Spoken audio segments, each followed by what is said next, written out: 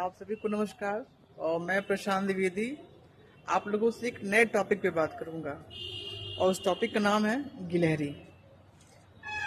तो गिलहरी क्यों? क्योंकि गिलहरी के बारे में एक आपको सबसे अच्छी बात मैं बताऊंगा कि अगर गिलहरी माँ अपने बच्चों को जन्म देने के बाद मर जाती है तो उनके बच्चों का क्या होता है। उनके बच्चों का कुछ नहीं होता। उनके बच्चों का लालन पालन बिना किसी स्वार्थ के, बिना किसी मतलब के दूसरी गिलहरी माँ करती है, ये बिना सोचे कि बच्चे किसके हैं।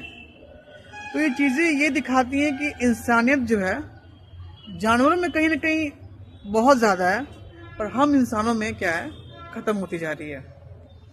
और मैं ये बात क्यों कह रहा हूँ, क्योंकि मैं अभी इस टाइम गोरखपुर में हूँ और अभी एक न्यूज़ है जो काफ़ी वायरल हो रहा है, जिसमें किसी माँ बाप के बच्चे हैं, 3 या 4 बच्चे हैं, और उन बच्चों में से किसी एक लड़के की शादी है, पर उनके माँ बाप कहाँ हैं?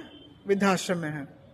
शादी के 2 दिन पहले शायद क्या है ही है, उनकी माँ एक्सपायर कर जाती हैं।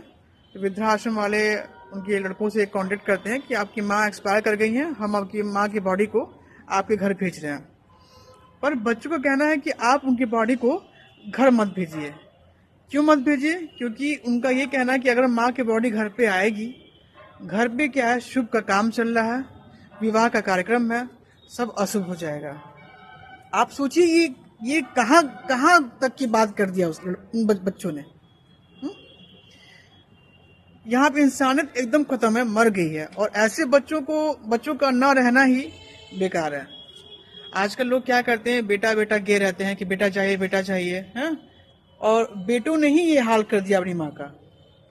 तो आप अपनी सोच बदलिए।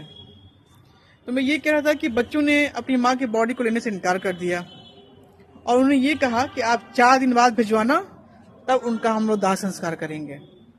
क्योंकि माँ की बॉडी अभी घर पे आई तो सारा काम अशुभ हो जाएगा। पिता इस चीज को जब सुना तो वो बहुत दर्द में चला गया।